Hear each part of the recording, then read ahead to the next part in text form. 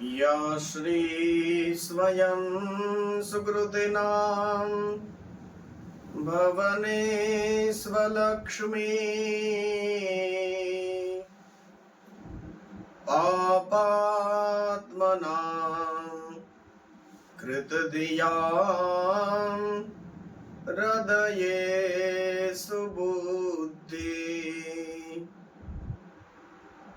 श्रद्धा सतां कुलजना प्रभवस्य लज्जा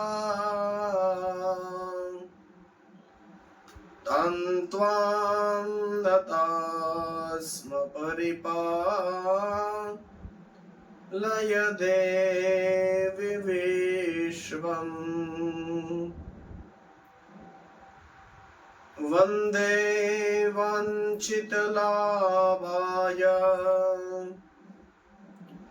चन्द्रार्धकृतशेखरा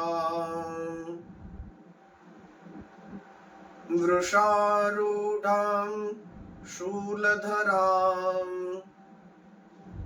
शैलपुत्रीं यशस्विनीम्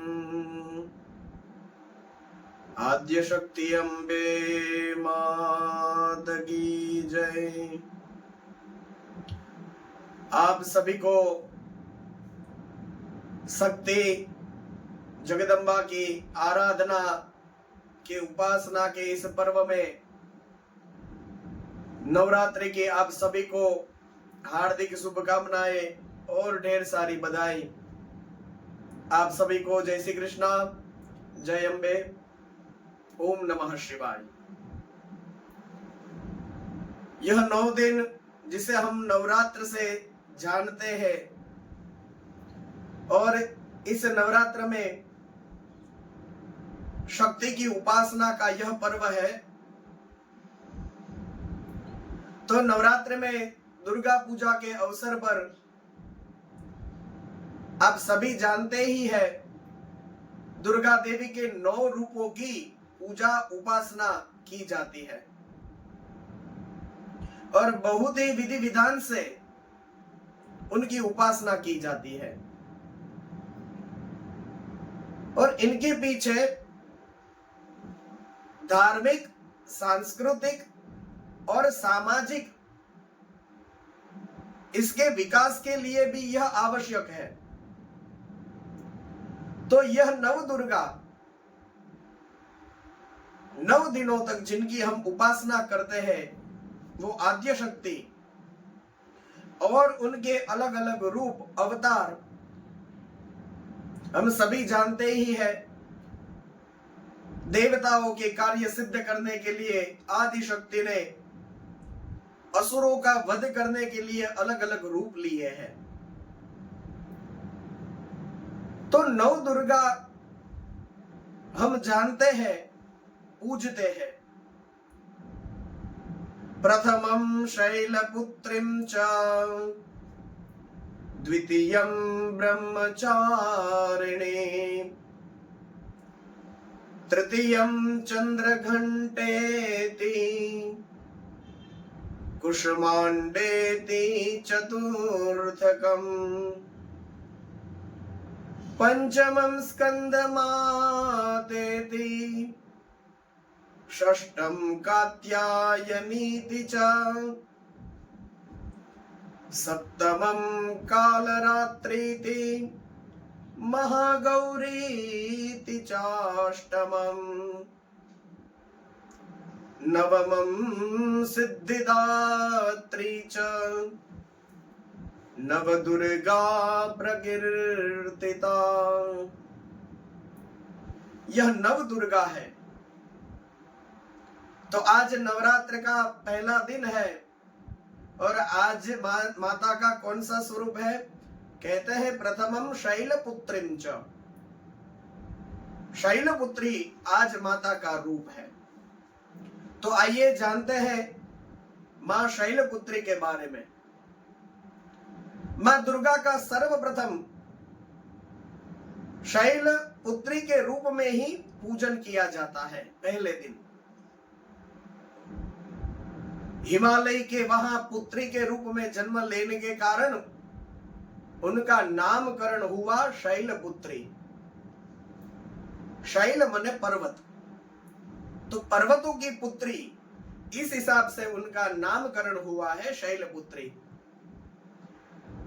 और आप उनकी प्रतिमा या चित्र का दर्शन करेंगे तो आपको पता ही चलेगा कि उनका वाहन वृषभ है, इसीलिए उनको वृषारूढ़ा के नाम से भी जाना जाता है। देवी वृषारूढ़ा, वृषभ के ऊपर आरूढ़ हुए हैं, इसलिए उनका एक नाम वृषारूढ़ा भी है। देवी के दाएं हाथ में त्रिशूल धारण किया हुआ है और बाएं हाथ में कमल का पुष्प सुशोभित होता है। तो यह देवी प्रथम दुर्गा है और यही सती के नाम से भी जानी जाती है। और उनकी भी मार्मिक एक कहानी है, कथा प्रसिद्ध है, आप सब जानते ही होंगे। एक बार जब दक्ष प्रजापति ने यज्ञ किया तो इसमें सारे देवताओं को आमंत्रित किया, लेकिन भगवान शंकर को निमंत्रण नहीं दिया। अब जब सती को पता चला कि उनके पिता के यहाँ यज्ञ है तो वे रह नहीं सकी और अपने पिता के यहाँ जाने की जिद करने लगी।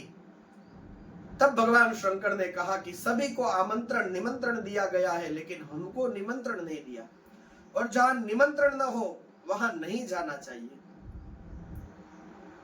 लेकिन सती ने जिद की और शिव जी ने सती का प्रबल आग्रह देख करके शंकर जी ने उनको यज्ञ में जाने की अनुमति दे दी। सती जब अपने पिता के घर पहुंची तो सिर्फ उनकी मां ने ही उनको स्नेह दिया और बाकी जो उनकी बहनें थी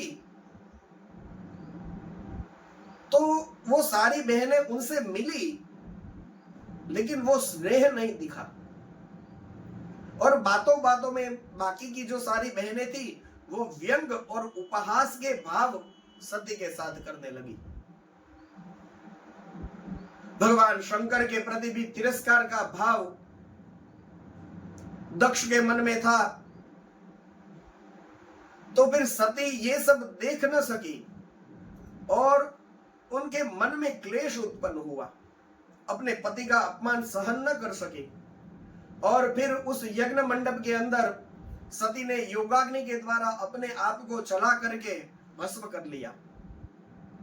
और फिर इस दारुण दुख से व्यथित होकर के शंकर भगवान ने उस यज्ञ का विध्वंस कर दिया। ये कथा है। तो यही सती जो है वो फिर दूसरे जन्म में, अगले जन्म में शैलराज मतलब पर्वतों के राजा हिमालय की पुत्री के रूप में जन्मी है, इसलिए वे शैलपुत्री कहलाई है। उनका एक और नाम भी है जो जग प्रसिद्ध है, जिसे हम जानते हैं। तो एक नाम है शैलपुत्री, दूसरा नाम है वृषभ के ऊपर आरूढ़ हुई इसलिए वृषारूढ़ा, एक और नाम है पार्वती, एक और भी नाम है हेमवती। तो देवी बाकी अन्य कई नाम है।